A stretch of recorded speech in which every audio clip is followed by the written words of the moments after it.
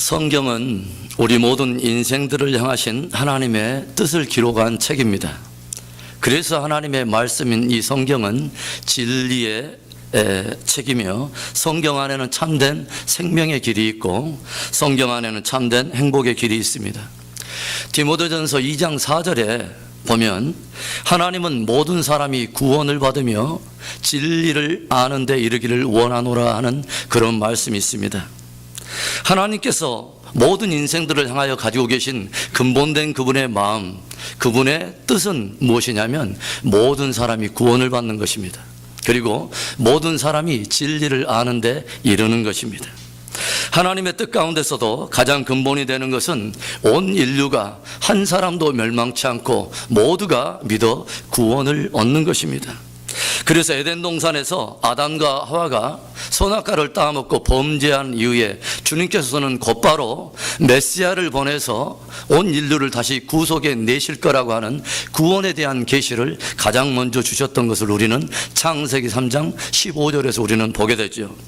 내가 너로 여자와 원수가 되게 하고 너의 후손도 여자의 후손과 원수가 되게 하리니 여자의 후손은 내 머리를 상하게 할 것이요 너는 그의 발꿈치를 상하게 할 것이니라 하는 말씀입니다.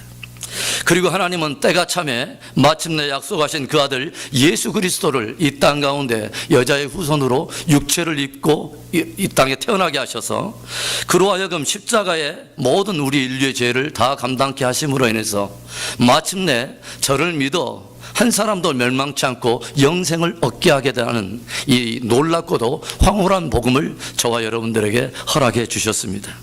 십자가는 모든 인생들이 구원 얻기를 원하시는 하나님의 가장 깊은 사랑의 마음이요 주님의 뜻인 것입니다. 성경에는 이처럼 하나님께서 모든 사람이 구원을 얻기를 원하여 주님의 뜻을 계시하신 구원의 뜻을 계시하신 그러한 말씀이 주옥처럼 기록되어 있는가 하면 이제는 구원받은 백성들이 구원 이후에 삶 속에서 그리고 신앙 속에서도 역시 붙들고 승리할 수 있도록 승리와 삶의 어떤 그 진리를 저와 여러분들에게 주신다고 하는 것입니다.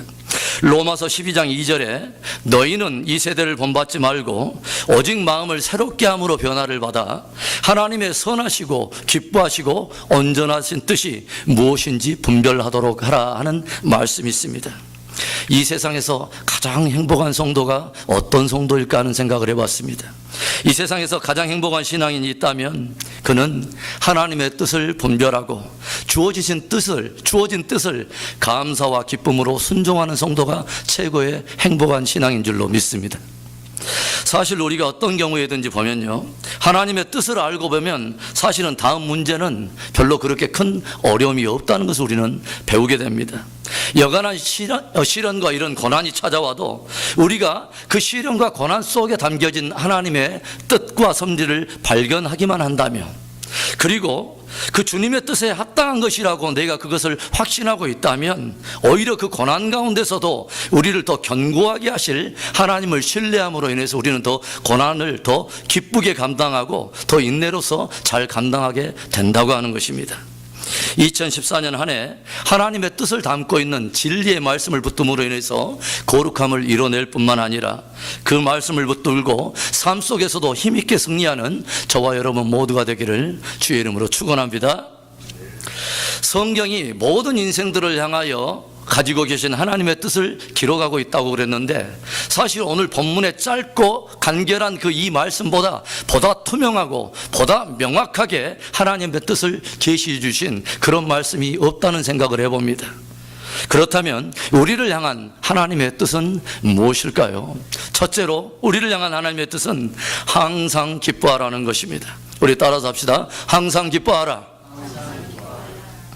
성경은 우리에게 항상 기뻐하라 이는 하나님의 뜻이라고 말씀하고 있습니다.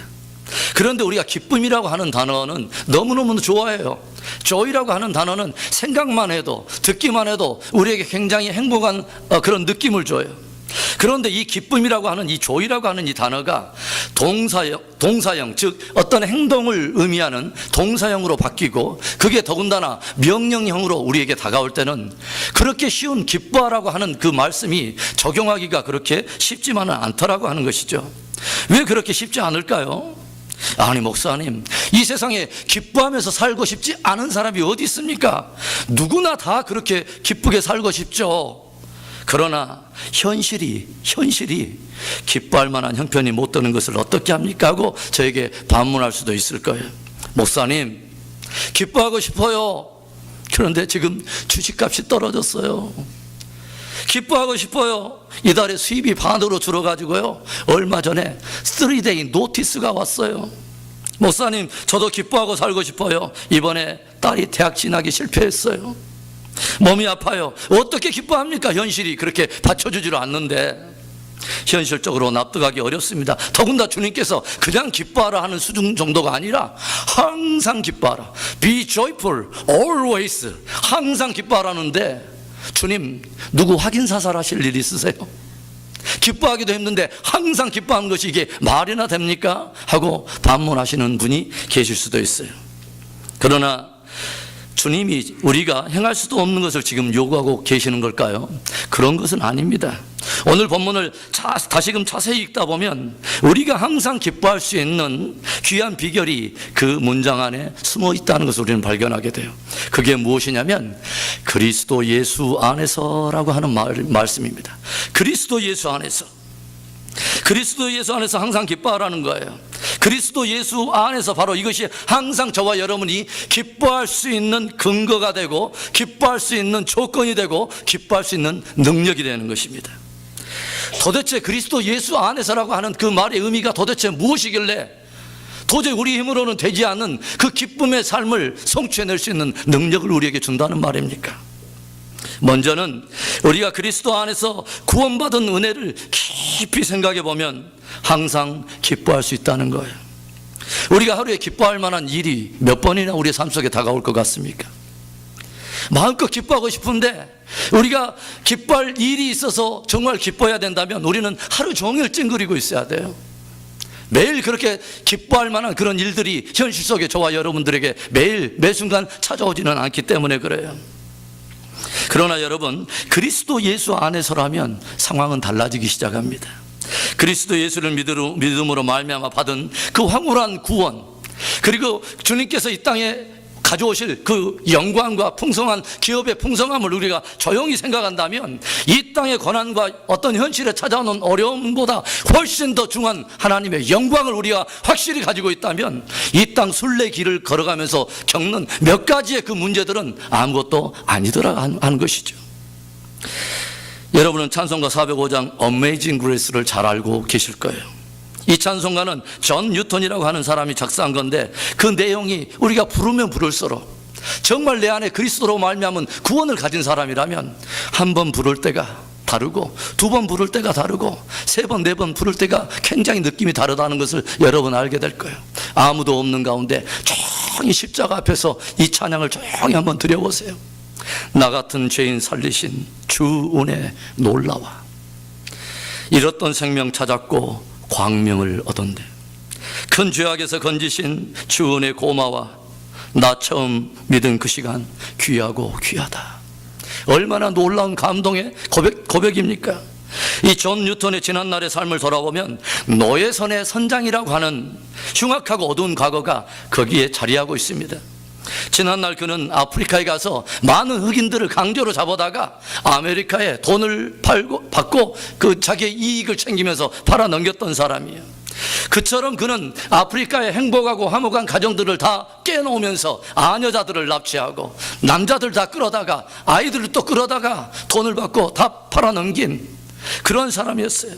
그런데 그 사람이 하나님의 은혜를 알고 회심하고 마침내 목사가 되었습니다. 그런데 존 뉴턴은 지난날을 생각하면서 회개한 이후에, 예수님의 기쁜 은혜를 알고 회개한 이후에 그는 그 이후로 자괴감에 젖어서 계속 그렇게 산 것이 아니에요. 죄책감에 빠져가지고 계속 우울한 나날들을 보냈던 것이 아니에요. 예수 그리스도 안에서 그가 받은 구원의 영광들을 기뻐하고 그 은혜를 평생 이웃과 세상에 함께 나누는 삶을 살 것을 선택하고 또 선택한 대로 그렇게 살아갑니다. 그랬더니 어떤 일들이 일어납니까? 죄가 많은 곳에 은혜가 넘쳤다는 말씀처럼 그가 항상 기뻐하는 그 삶을 많은 사람들에게 나누기 시작할 때 그 안에서도 충만한 그 기쁨과 감사의 은혜가 넘쳤지만 그 은혜로 말미암아서 많은 이들이 또 회복되고 치유되고 그 감사의 기쁨들이 더 넘치게 되었다고 하는 거예요. 항상 기뻐하라는 것은요, TV를 켜놓고 개그맨들이 웃기는 프로그램에 그렇게 노련하게 익숙해져서 갖는 그런 기쁨이 아니에요. 거의 의도적이거나 억지로 꾸며서 갖는 그런 기쁨이 아니에요. 물질이 있기 때문에, 명예가 따르기 때문에, 권력이 따르기 때문에 형통할 때만 기뻐하는 그런 기쁨이 아니에요. 만일 이런 것이 따라야 사람들이 기뻐할 수 있다는 것이 진리라면 가장 행복한 사람은 아마 대통령일 거예요. 그에게는 모든 것이 다 주어져 있어요. 그런데 왜 자살합니까? 수많은 사람들이 나를 따르고 인기와 명예가 따라야 기뻐할 수 있다면, 그것이 진리라면 왜 인기의 정상을 다루고 탑을 달리고 있는 연예인들이 생을 달리하고 죽음을 선택하냐, 이 말입니다. 그 말은 소유로 인해서 갖는 기쁨은 참된 기쁨이 아니라는 것을 우리에게 증거해 주는 것입니다. 시편 16편 11절에 이런 놀라운 말씀을 우리에게 들려줘요. 우리 함께 읽어봅니다. 시작. 주께서 생명의 길을 내게 보이시리니 주의 앞에는 충만한 기쁨이 있고 주의 오른쪽에는 영원한 즐거움이 있나이다. 주께서 생명의 길을 우리에게 보이시리니 주의 앞에는 항상 기쁨이 있고 기쁨이 충만하게 있고 주의 오른쪽에는 영원한 즐거움이 있나이다. 이게 예수 그리스도 안에서, 예수 그리스도를 자들 안에 있는 놀라운 기쁨이에요. 소유에서 오는 기쁨이 아니라 예수 그리스도 안에 있는 자의 놀라운 기쁨의 능력인 것입니다. 엄마와 함께 떨어져 있는 그런 아이에게는요, 아무리 좋은 장난감을 주고 좋은 음식을 먹여도 아이에게는 기쁨이 없어요. 그런데 어린아이가 엄마 옆에서 노는 아이들은 그냥 마냥 기쁨과 웃음이 충만합니다. 고달프고 슬픈 이 세상 길을 가는 가운데도 그 기쁨의 근원이 되신 그 주님과 우리와 함께 있다면, 우리가 진실로 그분 안에 거하고 있다면 우리는 상황과 환경을 훨씬 초월해서 임마누엘의 거룩하신 전능한 하나님의 그 기쁨의 능력을 우리는 누리게 될 줄로 믿습니다. 항상 기뻐하라고 하는 말은 굳을 때나 또는 그런 좋을 때나 어떤 경우든지 상황을 초월해서 기뻐해 보라는 거예요. 그 원어적인 의미를 보니까요, 억지로라도 기뻐해 보라고 그런 의미가 있습니다. 그 말은 무슨 말입니까?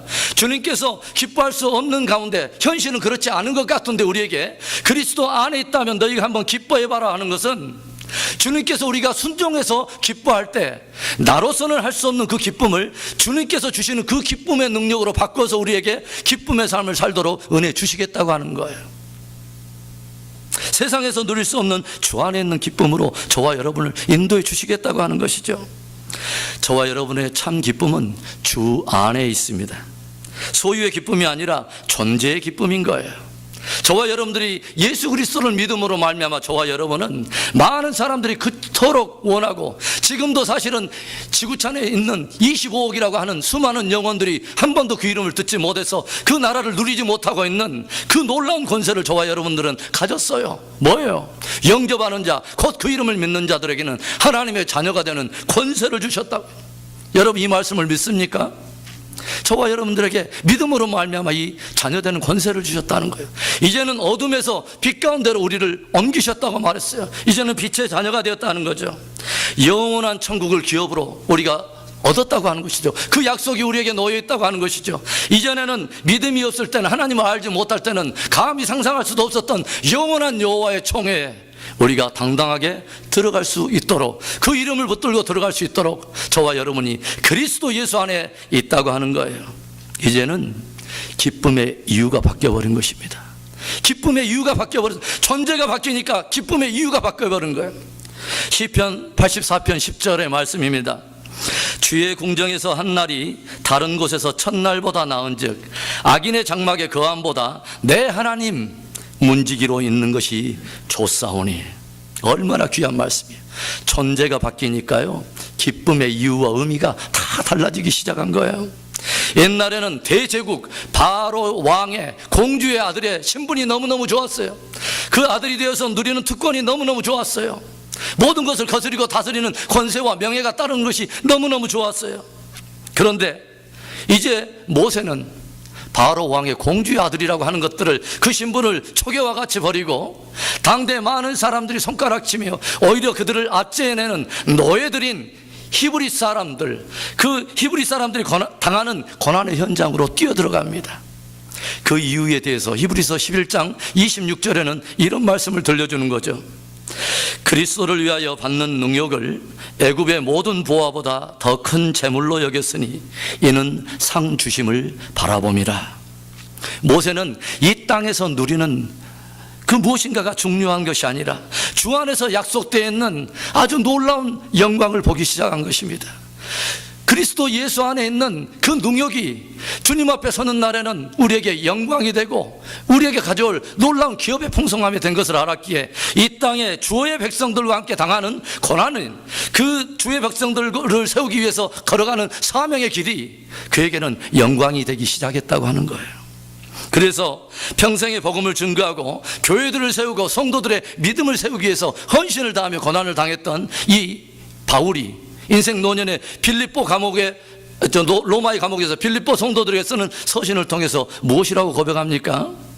빌립보서 2장 17절과 18절의 말씀을 우리 한 목소리로 읽어봅니다. 만일 너희 믿음의 재물과 봉사 위에 내가 나를 관제로 드릴지라도 나는 기뻐하고 너희 무리와 함께 기뻐하리니 이와 같이 너희도 기뻐하고 나와 함께 기뻐하라. 빌립보 교회와 성도들아, 빌립보 교회와 성도들아, 우리는 그리스도 예수 안에서 놀라운 영광을 가진 자들이다. 그리고 그 영광 대신 그 머리에 그 몸이신 주의 몸된 교회들을 우리 함께 세워가는 하나님의 사람들이다. 우리에게는 영광이 있다. 이 땅에 어떤 것과 좋게 비교할 수 없는 영광이 있다. 그 영광으로 인해서 나는 기뻐하고 기뻐한다. 그리고 너희들도 나의 이러한 기쁨이 너희의 기쁨이 되기를 원한다. 이 기쁨에 참여하는 자가 한번 되어봐라 하고 기쁨을 도전하는 거예요. 사랑하는 성도 여러분, 오늘 주님은 구원받은 우리들을 향해서, 그리스도 예수 안에서 진짜 구원을 받은 사람들이라면 항상 그리스도 안에서 기뻐하라고 도전합니다. 2014년 상황과 환경을 뛰어넘어서 주 안에서 항상 기뻐하는 이 놀라운 승리가 저와 여러분의 것 되기를 주의 이름으로 축원합니다. 우리를 향한 하나님의 뜻이 또 무엇입니까? 두 번째는 쉬지 말고 기도하라는 것입니다. 또 따라서 합시다. 쉬지 말고 기도하라. 이 말씀도 얼뜻 들으면 우리에게 도저히 행하기에 불가능한 것을 요구하는 것처럼 들립니다. 아니, 우리가 어떻게 잠도 안 자고 그리고 다른 일도 안 하고 어떻게 끊임없이 기도할 수 있습니까? 맞습니다. 저와 여러분들은 항상 무릎을 꿇고 있을 수도 없고 교회당에 계속 나와서 앉아 있을 수도 없는 일입니다. 그런데 오늘 이 말씀의 그 근본된 마음은 무슨 마음이냐면, 주님은 기도하는 마음으로 우리에게 하루를 살라는 것입니다. 우리의 삶이 기도가 되도록 그렇게 살라는 것입니다. 우리의 삶이 기도가 되면 우리는 길을 걸어가면서도 우리는 기도할 수 있어요. 요리를 하면서도 우리는 기도할 수 있어요. 우리가 일을 하면서도 우리는 기도할 수 있게 됩니다. 그렇게 살다가 여러분, 혹시 하루를 살다가 내 안에 갑자기 기도하고 싶은 마음이 일어날 때는 여러분 그 마음을 누르지 마세요. 무엇인가 나의 뜻도 아닌 것 같은데 내 안에 갑자기 기도하고 싶은 마음이 올 때는 절대로 그 마음을 누리지 말고 그때는 조용한 곳을 찾아가셔서, 일터에서도 좋아요, 조용한 곳에라도 꼭 기도하십시오. 왜냐하면 성령이 우리의 마음을 감동시켜서 기도를 시킬 때는요, 분명히 하나님께서 그 우리의 드리는 기도를 통해서 그분의 아주 중요한 일을 이루기를 원하는 주님의 뜻이 있기 때문에 우리에게 감동을 주시는 거예요. 그럴 때 우리가 우리의 무릎을 기꺼이 내어드린다면 하나님께서는 우리의 기도를 통해서 지극히 작은 우리의 작은 무릎이지만 주님은 비범한 일들을 이루는 통로로 우리를 사용하시는 것입니다. 쉬지 말고 기도하라는 이 말은 기도가 우리의 삶으로 이어질 수 있도록 하라는 거예요. 기도와 삶이 하나인 것을 말하는 것입니다. 우리가 보통 기도를 뭐라고 말해요? 주일학교 선생님이 아이들한테 따라서 하세요. 여러분, 기도는 우리 한번 따라서 해보세요. 기도는 하나님과 호흡하는 거예요. 기도는 뭐라고요? 영혼의 호흡인 거예요. 호흡이 멈추면 그 사람에게 생명이 끊어지는 것처럼 우리가 기도라고 하는 줄로 주님과 함께 교통이 끊어지면은 우리에게는 무엇만 남는 거예요? 그런 의미에서 기도는 성도의 생명인 것입니다. 이사야서 55장 8절과 9절에는 이런 놀라운 말씀이 있어요. 여호와의 말씀에 내 생각은 너희 생각과 다르며 내 길은 너희 길과 달라서 하늘이 땅보다 높음같이 내 길은 너희 길보다 높으며 내 생각은 너희 생각보다 높으니라. 우리는 이 이유 때문이라도 기도해야 돼요. 하나님의 생각과 우리의 생각이 다를 때가 너무 많다는 거예요. 나는 어림짐작으로 이것이 주님의 뜻이라고 생각했는데 그것이 아닐 때가 많더라는 거예요. 하늘이 땅에서 높음과 같이 주님께서 가지고 있는 길이 우리가 생각하는 길과 다를 때가 많더라는 거예요. 그래서 우리에게 기도하라는 거예요. 왜냐? 기도할 때 문제를 나의 눈으로 보는 것이 아니라 하나님의 눈으로 바라보는 기이한 지혜가 오기 때문에 그렇습니다. 우리는 스스로 생각할 때는 이 문제를 가지고 내 생각 속에 많은 것들을 염려하고 판단하고 평가해보고 생각 속에 많은 표류를 해요.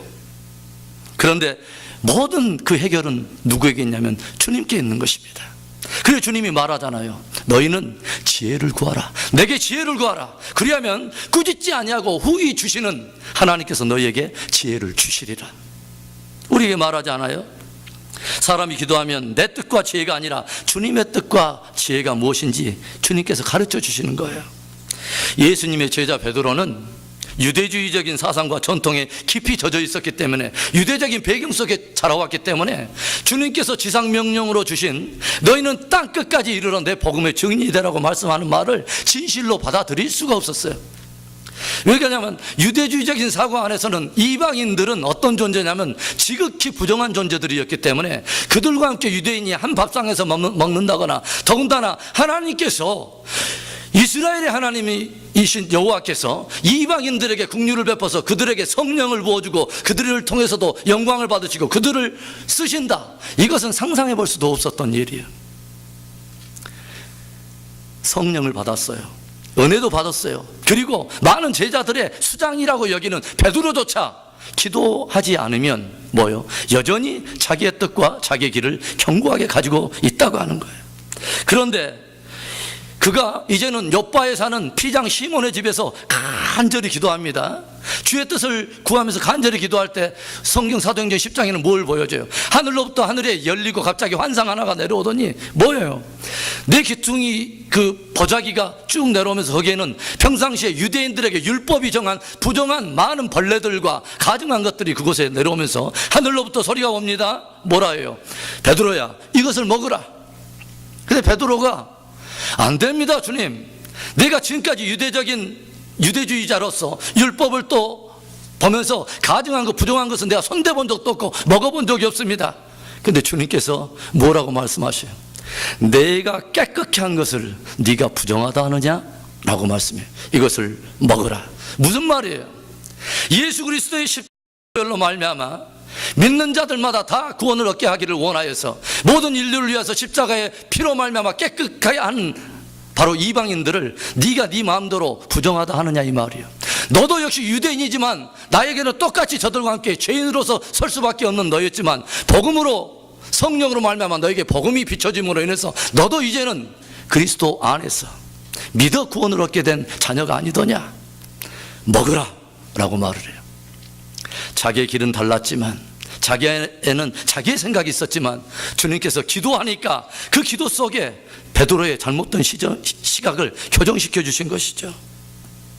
그리고 그는 하나님의 뜻을 깨닫고 이방 군대 장관 고넬료의 집에 가서 뜨겁게 복음을 전할 때 놀랍게 이방 그 가정에 처음으로 성령의 기름 부음이 시작된 것입니다. 그리고 그 베드로는 이방의 그 가정에도 역시 뭐요? 성령의 세례를 하나님께서 부어주시는 놀라운 통로로 쓰임을 받게 된 것입니다. 저는 오늘 그런 생각을 해봐요. 쉬지 말고 기도하라. 사역자들도 사실은 이 말씀을 그냥 받는다면 쉬운 말이 아니에요. 쉬지 말고 기도하라. 그런데 어제 말씀을 준비하면서 조용히 이런 생각을 해봤습니다. 우리 성도들과 내가 쉬지 말고 기도하라 그 뒤에 있는 성경에는 기록되지 않는 어떤 한 괄호 안에 하나님께서 주신 이런 말씀, 이런 메시지와 약속을 듣는다면 얼마나 기도를 사모하게 될까 하는 생각을 해봤습니다. 따라서 해봅시다. 쉬지 말고 기도하라. 쉬지 않고 응답하리라. 여러분, 하나님 살아계신 거 믿습니까? 하나님은 분명히 들으시는 하나님 걸 믿습니까? 그렇다면 우리가 쉬지 않고 기도할 때 주님은 쉬지 않고 들으시는 하나님이세요.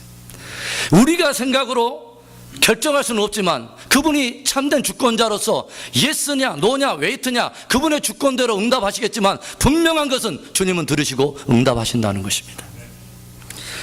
주님은 분명히 기도할 때 응답이 있고 그것은 분명 내가 원하는 것 그 이상으로 하나님의 선한 뜻을 이루시고 구하는 우리에게 더 좋게 이루어 주신다고 하는 것을 우리는 신뢰할 수가 있는 것입니다. 바울이 2차 선교 여행 때 바울의 생각은 무엇이었냐면 1차 선교 여행의 주사역지였던 소아시아, 비시디아와 갈라디아 지역에 세워져 있는 교회와 성도들의 믿음을 다시 한번 굳건하게 세우기 위해서 아시아 쪽으로 가는 것이었습니다. 그런데 바울이 드로아에 이르렀을 때 간절히 기도했을 때 하나님께서 또 환상 가운데 무엇을 보여주십니까? 한 마게도냐 유럽에서 한 사람이 환상 가운데 와서 우리를 도우라는 환상을 보여줘요. 바울은 기도 속에서 자기의 뜻이 아니라 하나님의 뜻을 알게 되고 하나님의 뜻을 발견하고 이제는 아시아 쪽이 아니라 드로아에서 환상을 보고 주의 뜻 새롭게 교정해 주신 마게도냐 오늘의 유럽으로 그의 발걸음을 옮겼을 때 유럽이라고는 한 대륙에 다시 한번 큰 복음의 역사가 펼쳐지게 된 거예요. 기도하는 사람 하나님의 뜻을 알 수 있고 하나님의 뜻을 알게 될 때 하나님의 뜻대로 쓰임을 받게 되는 귀한 영광의 도구가 되는 것입니다. 여러분, 기도를 하면 지혜를 얻게 돼요. 기도를 하면요 시험을 당할 때도 피할 길을 주시고 기도를 하면 그 시험을 당할 때도 감당할 수 있는 인내와 담대함과 용기도 주십니다. 조용히 한번 생각해 보세요. 여러분, 기도하는 사람만이 기도에 응답하신 하나님을 체험할 수 있어요. 기도는 그런 의미에서 하나님의 살아계심을 체험하는 가장 확실하고도 좋은 방법이 되는 것입니다. 조지 뮬러를 가리켜서 우리는 기도의 아버지라고 말을 해요. 고아의 아버지, 기도의 아버지라고 말해요. 그리고 우리가 늘 강단에서도 설교자들이 전해준 말씀을 통해서 우리는 잘 알고 있어요. 조지 뮬러가 평생에 몇 번 기도 응답을 받았다고 말하죠? 5만 번을 받았대요. 그러면 여러분 생각해 보세요. 기도 응답을 5만 번을 받기 위해서 기도에 응답받지 못한 것, 자기가 정말 기도 드렸던 것은 5만 번을 응답받은 기도가 5만 번이라면 도대체 조지 뮬러는 얼마나 기도를 했다는 것입니까? 기도가 그의 삶이었다는 거예요. 기도 속에 주님과 동행했다는 거예요.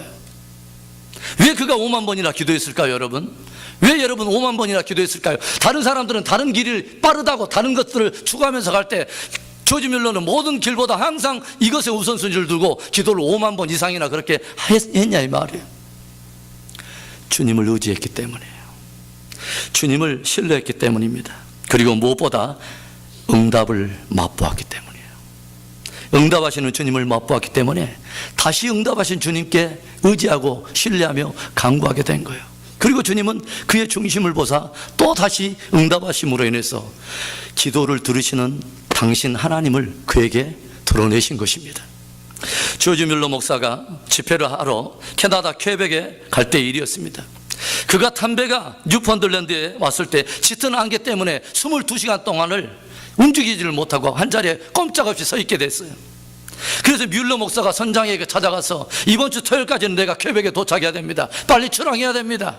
이때 선장이 목사님 지금 보십시오. 안개가 저렇게 빽빽하게 지금 끼어있는데 어떤 배들이 지금 출항하면서 움직일 수 있다는 말입니까?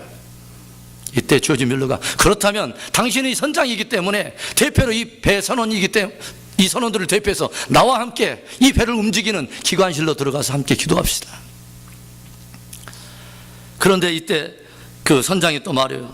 아니 목사님 지금 안개가 얼마나 짙은지 아십니까? 이 안개가 얼마나 짙은지 아십니까? 이때 조지 뮬러가 이런 말을 해요. 모릅니다. 나는 안개의 농도 같은 것은 모릅니다. 다만 내가 아는 것은 나의 삶을 조정해 가시는 살아계신 하나님을 나는 알고 있습니다. 안개 짙은 농도가 문제가 아니라 내 삶을 움직여 가시는 나는 하나님을 알고 있습니다.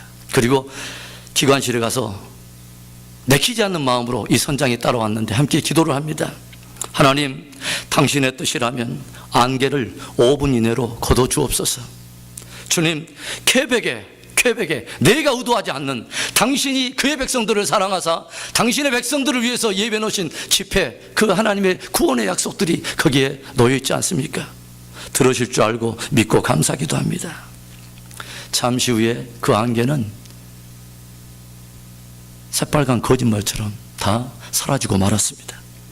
하나님의 뜻을 쫓아 드린 기도에는 반드시 응답이 있고 기적이 있는 줄로 믿습니다. 사랑하는 성도 여러분, 쉬지 말고 기도하라. 쉬지 말고 기도하라. 이는 그리스도 안에 있는 너희가, 그리스도 안에 진실로 너희가 있다면 그 그리스도 안에 있는 너희를 향하신 하나님의 뜻이라고 말씀합니다. 쉬지 않고 응답하시는 하나님을 한번 기대해 보시기 바랍니다. 쉬지 말고, 우리가 쉬지 않고 기도할 때 쉬지 않고 우리에게 끊임없이 응답하며 자신을 기도 가운데 더 드러내시는 그 하나님을 우리는 마음껏 경험하는 2014년이 저와 여러분에게 있기를 주의 이름으로 축원합니다. 우리를 향하신 하나님의 뜻이 무엇입니까? 마지막 세 번째로 범사에 감사라는 것입니다. 우리 한번 따라서 합시다. 범사에 감사하라. 제가 언젠가 여러분에게 설교하면서 세입 클로버 이야기를 한번 들려드린 적이 있어요. 풀밭에 나가보면 우리가 굳이 찾으려고 노력하지 않아도 사방에 흩어져 있는, 너무도 가까이에 있는 세입 클로버를 우리는 발견하게 돼요. 그런데 이렇게 힘들지 않게 우리가 찾을 수 있는, 널려 있는 그런 세입 클로버의 꽃말은 무엇이냐면 행복입니다. 그런데 네잎 클로버는 눈에 쉽게 띄지도 않고 매우 희귀한 꽃잎인데 그 꽃말은 무엇인지 아십니까? 행운입니다. 그런데 사람들은 이 네잎 클로버가 자기들에게 행운을 가져준다고 생각하기 때문에 그것을 찾아다녀요. 그리고 사람들은 때때로 그 희귀한 네잎 클로버를 찾기 위해서 근처에 쫙 깔려있는 세잎 클로버들을 해치기도 하고 그런 것들을 짓밟아 버리기도 합니다. 이와 같이 행운을 찾기 위해 사람들은 가까이에 있는 행복의 요소들, 너무도 감사할 것이 많은 감사 요소들을 다 짓밟아 버리고 어쩌다 한번 찾아올 대박 사건에 모든 것을 투자하고 행운을 쫓아다니는 사람들이 있어요. 오늘 주님은 그리스도 안에 있는 저와 여러분에게 말씀하세요. 범사에 감사라. 범사에 감사라. 조용히 생각해 보세요. 내 주변에 감사할 것이 얼마나 많은지 한번 생각해 보세요. 눈썹 하나가 제대로 붙어 있는 것, 머리털이 제대로 이렇게 있다고 하는 것, 그리고 귀가 이렇게 있다고 하는 것, 입술이 제대로 있다고 해서 제대로 발음이 돼서 말이 되어지는 것, 하나하나, 그거 하나 때문에요 병원에 누워있는 사람이 얼마나 많은지 몰라요. 오늘 적어도 저와 여러분은 하나님의 보좌 앞에 주일날, 거룩한 주일날 주님 앞에 예배 드리겠다고 오늘 우리가 두 발로 성한 몸으로 여기 나와 있지 않습니까? 생각해 보면 다 감사할 것 투성이에요. 제가 말을 하잖아요. 생각을 해보면 감사하게 된다고. 감사와 생각하다, think와 thank는 원래 그 근원이 한 근원에서 나온 단어예요. 깊이 생각해 보면 깊이 감사할 수 있는 거예요. 범사에 감사하라. 그 말은 모든 환경과 상황을 초월해서 감사해 보라는 거죠. 사업이 잘 되면 감사할 수 있죠. 직장에서 승진했는데 얼마든지 감사톡 쏘죠. 자녀의 성적이 올랐습니다. 이제는 새 집으로 이사를 하게 됩니다. 예, 형통한 일을 만났습니다. 또 이모 저모에 우리가 많은 일들로 우리는 감사할 수 있어요. 그런데 살다 보면 항상 좋은 일만 있는 것은 아니잖아요. 사업이 부도나기도 하고, 어떨 때는 사춘기를 잘하는 자녀들이 가슴에 이만한 멍을 탁 구멍을 내놓고 뒤돌아서면서 막 문을 박차고 나갈 때 가슴이 찢어져요. 여러분 혹시 당해보셨어요?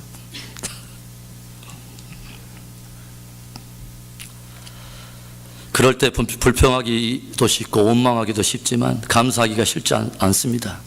성경은 우리에게 도전합니다. 범사에 감사하라. 그리스도 예수 안에서 너희들은 범사에 감사하라고 말을 합니다. 무슨 수로 범사에 감사할 수 있습니까? 역시 답은 뭐예요? 그리스도 예수 안에서입니다. 우리가 그리스도 예수 안에 있을 때 범사에 감사할 수 있어요. 하나님의 사람들은요, 하나님의 백성들은 모든 범사가 일어날 때 우연으로 해석을 하지 않습니다. 모든 범사는 역사를 주관하신 하나님께서 그분의 섭리 가운데 허락되어서 일어난 일이라는 것을 저와 여러분은 잘 알고 있어요. 그러면 무엇을 말하느냐? 지금은 실패처럼, 지금은 고난처럼 보여요. 그러나 그 가운데 분명히 하나님께서 더 좋은 것으로 우리를 위해서 더 좋은 것을 빚어가시고 견고한 믿음을 세워주시려고 허락해 주신 고난 속에서 하나님의 섭리를 발견하게 된다면, 그리고 그 역사를 주관하시는 그 하나님의 손에 지금 이 현실도 있다면 그것을 기쁨으로 주님께 의뢰하고 우리는 감사하는 거예요. 그래서 기쁨은 보이는 대로 느낌대로 하는 게 감사가 아닙니다. 따라서 합시다. 감사는 믿음으로 하는 것이다. 어떤 믿음이 있으면 감사합니까? 지금 일어나고 있는 일도 역시 주님의 손 안에 있다. 그리고 우리가 주님을 신뢰할 때 이것을 통해서 우리를 더 견고하게 하실 것이다. 더 훨씬 좋은 것으로 빚어주시고 하나님께서는 그분의 선을 이루어내고야 말 것이다. 선지자 하박국이 무엇을 고백합니까? 하박국 3장 17절 18절을 우리가 너무도 잘 알고 있는 말씀, 우리 한번 읽어봅시다. 시작. 비록 무화과 나무가 무성치 못하며 포도나무에 열매가 없으며 감람나무에 소출이 없으며 밭에 식물이 없으며 우리의 양이 없으며 외양간에 소가 없을지라도 나는 여호와를 인하여 즐거워하며 나의 구원의 하나님을 인하여 기뻐하리로다. 감사하는 조건이 무화과 나무 때문에 기뻐하는 게 아니라는 거예요. 감람나무 소출, 포도나무 소출 때문에 기뻐하는 그런 기쁨이 아니라는 거죠. 밭의 식물이나 외양간의 소 때문이란 게 아니에요. 저와 여러분이 그리스도 안에 있기 때문에 감사하라는 거예요. 그리고 지금 당하는 그런 상황과 환경이 주의 손 안에 있기 때문에 신뢰하고 감사해 보라는 것입니다. 그러면 주님께서는 그분을 즐거워하는 우리를 바라보시고 그 믿음으로 나오는 그 감사를 더 풍성하게 하심으로 인하여 마침내 우리에게 구원을 경험케 하시는 것입니다. 시편 기자는 이런 말씀을 들려줍니다. 여호와께서 내게 주신 모든 은혜를 무엇으로 보답할꼬? 내가 주께 감사제를 드리고 여호와의 이름을 부르리다. 여러분, 2014년은요 한번 깊이 감사하는 한 해가 되기를 바랍니다. 입으로도 우리가 정말 감사하고요, 마음에 힘을 다해서 우리가 감사해 보고요, 예배 안에서도 전심으로 우리가 한번 감사해 보십시다. 감사로 제사를 드리는 자가 하나님을 영화롭게 하나니 그 행위를 옳게 하는 자에게 하나님이 구원을 보이시리라. 고통은 나누면 반이 되고 감사는, 은혜는 나누면 나눌수록 배가 된다는 말이 있죠. 하나님의 은혜를 받은 성도의 삶이 감사로 드러나게 되면 그것은 더욱더 많은 것을 풍성하게 하고 사람들의 마음을 따뜻하게 하고 그 사람에게 감사가 흘러갈 때 더욱더 더 배가 되고 재생산된다고 하는 것들을 우리에게 가르쳐 줍니다. 불평하는 사람들 곁에는 늘 불평하는 사람이 있어요. 감사하는 사람 곁에는 늘 감사가 있어요. 감사하는 사람이 있어요. 감사가 가정을 행복하게 만드는 거예요. 감사하면 사회가 밝아지는 거예요. 감사하면 우리 공동체가 더욱더 풍성한 기쁨 속에 들어가는 거예요. 여러분, 지금 이때쯤 보면 우리 싱글 집사님도 지금 한국에 추울 때 갔다가 다녀오셨는데, 이쯤 되면은 시골길이든지 아니면 도시든지 이렇게 보면 무엇을 쉽게 만나냐면 추울 때 붕어빵 가게를 자주 만나죠. 붕어빵 장사를 만나요. 그런데 그 붕어빵을 굽는 틀을 보면 하나의 교훈이 있다는 생각을 해봐요. 붕어빵 틀에는요 뭘 부어도 다 붕어가 나옵니다. 제가 조용히 보니까 붕어빵 틀에 이 풀 반죽을 딱 부르면 저는 거기서 돔이나 우럭이나 광어가 나올 줄 알았더니 그게 아니라 무엇을 부어도 뭐가 나오냐면 붕어가 나오더라니까요. 녹두 반죽을 부어도 붕어빵이 나와요. 토토리 전분을 부으면 뭐가 나올 것 같아요? 토토리 묵이 나와요. 붕어 묵이 나올 거예요. 거기에다 금물을 부으면 뭔 붕어가 나와요? 금붕어가 나와요. 거기에다 은물을 부으면 은붕어가 나와요. 무엇을 말씀드리냐면 중요한 것은 틀이더라 하는 것이죠. 틀. 내 마음속에 어떤 틀을 갖고 있느냐 하는 거예요. 나는 어떤 틀을 가지고 있느냐? 주님은 말씀하세요. 그리스도 예수 안에서. 저와 여러분 안에 2014년에는 어떤 상황을 당하든지 어떤 환경을 만나든지 어떤 또 사건을 만나든지 그리스도 예수 안에서라고 하는 이 틀이 견고해지는 은혜가 있기를 바랍니다. 환경, 사건, 모든 문제들을 그 안에다 집어넣어도 그것이 주님의 섭리 안에서 분명히 귀한 것을 만들어낼 줄 알기 때문에 모두 튀어나온 것은 항상 감사가 되는 은혜가 있기를 축원합니다. 만일 우리가 가진 것 때문에 행복과 불행이 결정되고 소유 때문에, 명예와 권력 때문에 우리가 행복할 것인가 불행할 것인가가 결정이 돼야 된다면 아마 저 방글라데시 사람들은 굉장한 불행한 사람들이 되고요, 미국 사람들은 가장 행복한 사람이 될 거예요. 그런데 여러분, 방글라데시 사람들이 미국 사람들보다 훨씬 행복지수가 높은 거 여러분 아세요? 몇 배가 높은 거 여러분 아세요? 그 말은 무엇을 말하는 거예요? 소유가 행복을 결정하는 것이 아니라 감사가 행복을 결정한다는 것을 우리에게 증거해 주는 거예요. 방글라데시 사람들 굉장히 감사합니다. 작은 것 하나에 얼마나 감사하는지 몰라요. 돈노밭 이거 방글라데시 말로 감사하다는 뜻이에요. 한 해 동안 범사에 감사하며 승리하는 저와 여러분 되기를 바랍니다. 사랑하는 성도 여러분, 말씀을 마칩니다. 하나님께서는 그의 근본된 마음, 저와 여러분을 향한 그의 근본된 마음을 두 가지로 말씀해 주셨습니다. 모든 사람이 구원을 받으며 또 하나는 모든 사람이 진리에 이르기를 원하노라. 그런데 주님께서는 구원에 대한 모든 계시를 들려주시고 믿어 구원받은 우리들에게 이제는 구원 이후에 우리의 삶과 신앙 속에 승리할 수 있는 아주 중요하고 보배로운 말씀을 우리에게 들려주셔요. 항상 기뻐하라, 쉬지 말고 기도하라, 범사에 감사하라. 이는 그리스도 예수 안에 있는 너희를 향하신 하나님의 뜻이니라. 이게 하나님의 뜻이에요. 2014년 저와 여러분의 삶 속에 승리할 수 있도록 주님께서 주신 승리의 복음이라고 저는 믿습니다. 많은 희비에 많은 일들이 우리 삶 속에 올 거예요. 좋은 일도 많지만 여러 사건과 많은 상황들도 올 거예요. 그러나 그게 중요한 게 아니에요. 그러나 우리가 능력의 주 되신 그리스도 예수 안에 있기 때문에, 그리고 우리 안에 그리스도 형상과 그리스도 예수 안에서라고 하는 틀이 있기 때문에 우리는 모든 상황과 환경을 초월하여 마침내 승리할 것을 믿습니다. 우리 한 해 동안 그런 믿음을 가지고 기도하며 기뻐하며 감사하며 승리합시다. 기도하겠습니다.